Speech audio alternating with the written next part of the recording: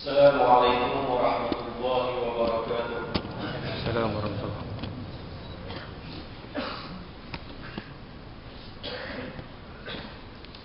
Alhamdulillahilladzi yaqbal tawbata 'an 'ibadihi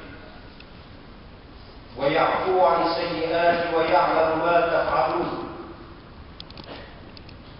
wa yastajibu alladhina amanu wa 'amilus shalihati wa yaziduhum min fadlihi wal kafiruna lahum 'adzabun shadid. Ashhadu an la ilaha illallahul malikul haqqul mubin وأشهد أن محمدا رسول الله إمام الأنبياء وسيد المرسلين. اللهم صل وسلم وبارك على سيدنا محمد وعلى آله وصحبه ومن دعا بدعوته واستنى بسنته وجاهد بجهاده إلى يوم الدين. فيا عباد الله اتقوا الله حق تقاته. أوصيكم وإياي بتقوى الله فقد فاز المتقون. Sidang jemaah yang dirahmati Allah, alam dijadikan oleh Allah Subhanahu wa taala sebagai bukti kehebatan, kekuatan dan kekuasaannya. Dalam arti kata lain, jika manusia ragu-ragu mengenai kekuasaan Allah Subhanahu wa taala yang mampu membina kembali alam ini setelah runtuh, menghidupkan kembali manusia yang telah mati, maka lihatlah alam ini sebagai pembuktian. Ini kerana alam ini adalah bukti jelas kekuatan dan kekuasaan Allah Subhanahu wa taala. Bukti itu bukan saja ada pada alam, bahkan pada diri manusia, pada makanan atau minuman, haiwan dan tumbuhan, dan pada segala-galanya. Allah Subhanahu wa taala menyuruh manusia untuk mengkaji alam ini, untuk memahami dan mengenali Allah Subhanahu wa taala dengan lebih dekat dan lebih mendalam. Firman Allah Subhanahu wa taala dalam surah Ali Imran ayat 190 dan 191. Inna fi khalqis samawati wal ardh wa ikhtilafil layli wan nahari laayatin liulil albab alladhina yadhkuruna Allaha qiyaman wa qu'udan wa 'ala junubihim wa yatafakkaruna fi khalqis samawati wal ardh Rabbana ma khalaqta hadza batilan subhanaka faqina adzaban nar. Yang bermaksud, sesungguhnya pada kejadian langit dan bumi dan pada pertukaran malam dan siang ada tanda-tanda bagi orang-orang yang berakal, yaitu orang-orang yang menyebut dan mengingati Allah semasa mereka berdiri dan duduk dan semasa mereka berbaring. Dan mereka pula memikirkan tentang kejadian langit dan bumi sambil berkata, wahai Tuhan kami, tidaklah Engkau menjadikan benda-benda ini dengan sia-sia. Maha suci Engkau, maka peliharalah kami dari azab neraka. Menurut Abu Khalid, seorang tokoh motivasi Islam kontemporari di dunia Arab, dalam bukunya Ibadat Tafakkur, terdapat dua jalan bagi mereka yang mahu mengenali Allah Subhanahu wa taala, yaitu jalan yang pertama, mengenali dengan pengakuan lisan dan hatinya wujudnya Allah Subhanahu wa taala.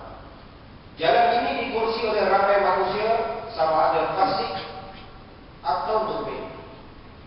Jalan yang kedua untuk mengenali Allah, yaitu dengan medium perasaan seperti kecintaan, kekaguman, malu dan takut. Jalan ini tidak terdapat pada semua manusia, sama ada mukmin apatah lagi fasik yang memperolehinya, kecuali dengan jalan tertentu seperti berfikir.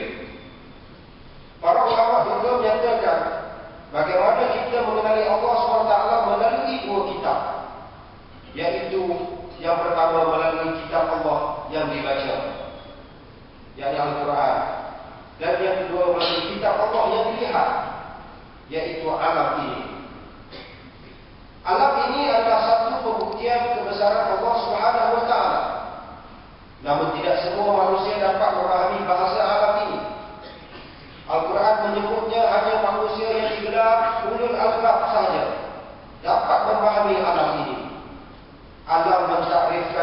sendiri golongan ulul albab ini dengan dua ciri penting, yaitu zikir dan fikir. Ulul albab adalah manusia yang punya pengetahuan mendalam tentang alam ini. Namun ia bukan sekadar maklumat yang dicernakan dalam analisis dan data semata-mata. Namun setiap analisis dan data tersebut akhirnya membuahkan natijah rasa takjub dan gerun kepada Allah Subhanahu wa taala.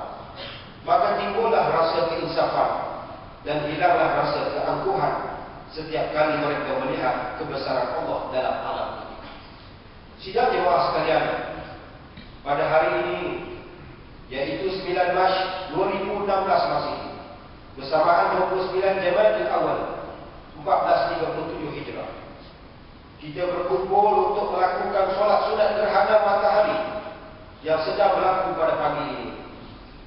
Ia gerhana matahari pertama berlaku pada tahun 2016 dan dapat dilihat pula di seluruh Malaysia khususnya di negeri Perak. Gerhana yang kita lihat pada pagi ini turut dilihat oleh seluruh rantau Asia seperti Singapura, Indonesia, Brunei, malah China, Pakistan dan Australia turut melihat gerhana ini. Bagi sebahagian saudara-saudara kita yang berada di Indonesia, mereka akan melihat gerhana matahari penuh, di mana kesan gerhana akan lebih jelas bila siang akan bertukar gelap seperti malam. Bagi kita di Perak, gerhana matahari yang kita lihat hanyalah pada fasa gerhana sekarang, di mana hanya separuh matahari ditutup oleh bulan. Ia telah berlaku bermula pada 7.25 pagi tadi dan akan berakhir pada 9.30 pagi. Kemuncak gerhana ini akan berlaku pada jam 8.25 pagi, di mana matahari akan ditutupi bulan pada 73%. Ini bermakna matahari akan berbentuk seperti bulan sabit. Namun matahari pada fasa ini hanya boleh dilihat dengan menggunakan penapis cahaya matahari yang agak tebal. Dalam khutbah ini, khatib ini menjelaskan bagaimana gerhana matahari ini berlaku berdasarkan kajian ahli falak.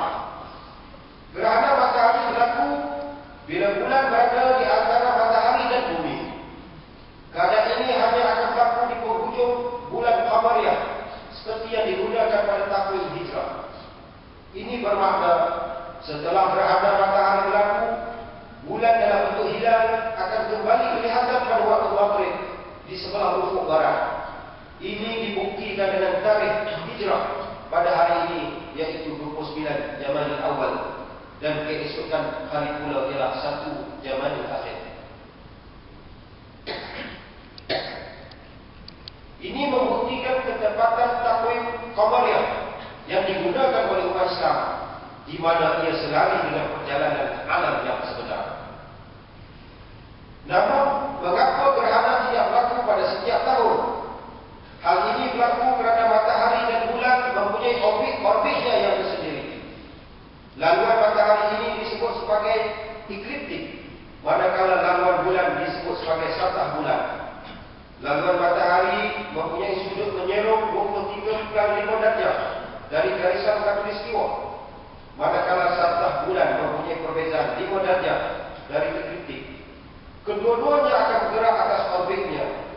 Namun ketika gerhana berlaku, kedua-dua orbit ini akan berselisih atau bersilang pada satu titik. Titik perselisihan inilah disebut sebagai not atau uqdah. Umpama dua buah kereta yang berjalan pada lorong yang berbeza, pada kelajuan yang juga berbeza, namun pada satu ketika ia bertemu pada laluan yang sama. Apa yang menakjubkan lagi ialah gerhana yang sama akan berlaku lagi dalam tempoh yang telah ditetapkan, iaitu dalam serangan 18 tahun, 10 bulan, 8 jam. Seolah janji yang telah sama dimeterai, masing-masing akan berada di tempat yang telah dijanjikan pada serangan tempoh yang sama selang tahun tersebut.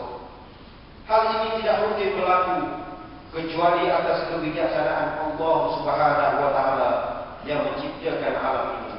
Sidang jemaah yang dirahmati Allah sekalian, dalam Islam Antara pengajaran besar dari peristiwa gerhana ialah agar kita sentiasa mengingati kedatangan hari kiamat. Berdasarkan hadis yang diriwayatkan dalam Sahih Muslim daripada Abi Musa radhiyallahu anhu berkata, "Khasafat asy-syamsu fi zaman Nabi sallallahu alaihi wasallam, faqama fazi'an yakhsha an takuna as-sa'ah, hatta ata al-masjid faqama yusalli bi atwal qiyam wa ruku'in wa sujudin ma ra'aytuhu yaf'aluhu fi salatil qad. Thumma qala, إن هذه الآيات التي يرسل الله لا تكون لموت أحد ولا لحياته، ولكن الله يرسلها يخوف بها عباده، فإذا رأيتم منها شيئا فافزعوا إلى ذكره ودعائه واستغفاره." Yang bermaksud, ketika zaman Rasulullah SAW hidup, gerhana matahari telah berlaku, maka baginda bangun tergesa-gesa kerana bimbang hari kiamat sudah tiba. Lalu baginda bersegera ke masjid, maka baginda pun bersolat dengan berdiri, rukuk dan sujud yang lama. Dan aku tidak pernah melihat selama ini baginda solat begitu. Kemudian beliau bersabda, "Sesungguhnya inilah ayat-ayat yang dikirimkan oleh Allah, yang terjadinya bukan kerana kematian seseorang ataupun kehidupan seseorang, tetapi Allah mengirimkannya untuk menakuti para hamba-Nya. Oleh sebab itu, apabila kalian melihatnya, maka segeralah ingat kepadanya, berdoa, memohon ampun kepadanya."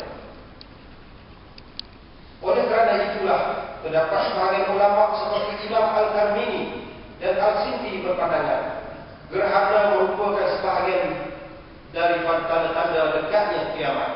Kesimpulan ini dibuat berdasarkan keadaan Rasulullah SAW yang bersegera ke masjid, bersolat dan berdoa kerana bimbang kedatangan hari kiamat, menunjukkan bahawa gerhana mempunyai kaitan dengan kedatangan hari kiamat. Muslimin muslimat yang dirahmati Allah, jika kita merujuk ayat-ayat Al-Quran yang membicarakan tentang kiamat pula, ia tidak akan pernah lekang dari peristiwa kehancuran langit dan bumi. Antaranya peristiwa langit akan terbelah, hilang cahaya matahari, bintang jatuh berselera dan gempa bumi. Demikian jugalah kejadian gerhana akan melihatkan kita ketika detik-detik berlakunya kiamat, seperti mana difirmankan Allah SWT dalam surah Al-Qiyamah ayat 6-9. "Yas'alu ayyana yaumul qiyamah, fa idza bariqal basar wa khasafal qamar wa jumi'a asy-syamsu wal qamar." Yang bermaksud, dia bertanya, bilakah datangnya hari kiamat itu? Maka jawabnya, hari kiamat akan datang apabila mata terbeliak kerana gelut dan takut, dan bulan hilang cahayanya, dan matahari serta bulan dihimpunkan bersama. Imam Al-Qurtubi menyatakan, ketika hari hampir-hampir kiamat, matahari dan bulan akan kehilangan sinar dan cahayanya.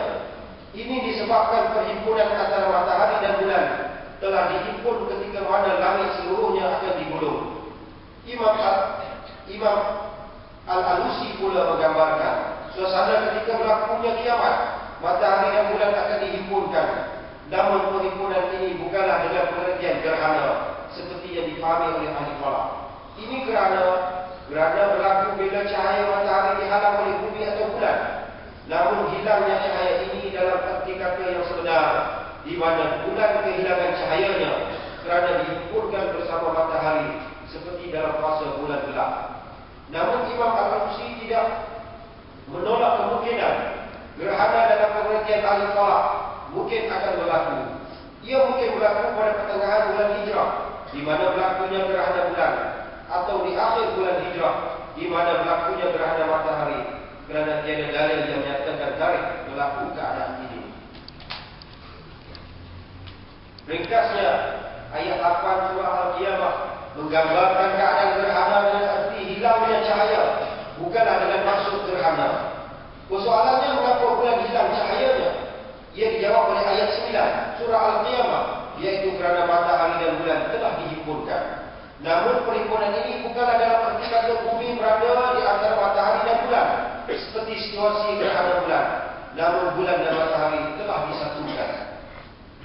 Lebih menarik, Muhammad Basir At-Ta'i menyatakan ayat ini menunjukkan bagaimana Allah SWT menyatakan bagaimana detik-detik kemusnahan bumi dan alam ini.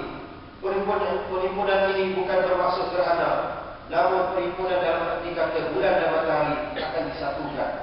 Ianya berlaku ketika matahari sudah mencapai penghujung hayatnya. Ia akan mengembang hingga membakar planet-planet termasuk bumi dan bulan. Dalam arti kata lain, kemusnahan sistem solar akan berlaku apabila matahari mengembang dan membesar, hingga semua objek-objek di langit berhampiran dengan matahari akan hancur dimakan matahari. Dr. Yusuf Al-Qaradawi menyatakan bahawa kejadian gerhana ini sepatutnya mengingatkan kita tentang kedatangan kiamat dan kehancuran alam ini. Ini semua berdasarkan wahyu ilahiyah bahawa langit ini akan terbelah, bintang dan planet akan berguguran hingga menyebabkan lautan tercampur baur, matahari akan lenyap cahayanya, dan bulan pun sudah gelap kerana ketika itu ia sudah dicantum dengan matahari. Matahari dan bulan juga bukanlah makhluk yang akan hidup selama-lamanya, tetapi kedua-duanya akan menghadapi saat kehancuran dan kematiannya.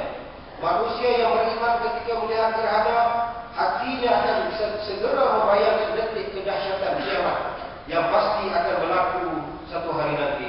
Apatah lagi mengingati kedahsyatan kiamat itu adalah sekelip mata, malah lebih cepat lagi. Atas alasan itulah Nabi SAW bersegera lari ke masjid, solat, berdoa, bersedekah dan membanyakkan zikir, kerana ingin mengajar umatnya untuk sentiasa takut dan bersedia menghadapi hari kiamat. Maka kita disarankan untuk melakukan ibadah solat gerhana sebagai tanda pengiktirafan kita pada kekuasaan Allah Subhanahu Wa Taala. Ia adalah wasilah bagi kita menzahirkan sifat kehambaan diri kita sebagai manusia yang sangat lemah. Bayangkan makhluk sebesar matahari dan bulan, malah alam yang terbentang luas dan lebih besar dari manusia ini tunduk dan patuh pada segala perintah Allah Subhanahu Wa Taala, dan bakal musnah satu ketika nanti pada saat detik-detik kiamat. Ini terbukti dengan ketaatan matahari dan bulan beredar pada edaran, yaitu falak yang telah ditetapkan, dan ketika kiamat hampir berlaku, segala sistem ini akan berubah, dan ketika itulah kehancuran alam akan berlaku. Maka bagaimana mungkin manusia yang cerdik ini boleh menyalahi peraturan atau syariat yang telah ditetapkan Allah? Sebagaimana manusia yang sangat lemah, bagaimanakah manusia yang sangat lemah ini boleh mendekati Allah Subhanahu Wa Taala? Barakallahu li wa lakum fil Qur'anil 'azim wa nafa'ani wa iyyakum bima fihi min al-ayati wa dhikril hakim wa taqabbal minni ومنكم تلاوته إنه هو السميع العليم. أقول قولي هذا وأستغفر الله العظيم لي ولكم ولسائر المسلمين والمسلمات والمؤمنين والمؤمنات الأحياء منهم والأموات فاستغفروه إنه هو الغفور الرحيم.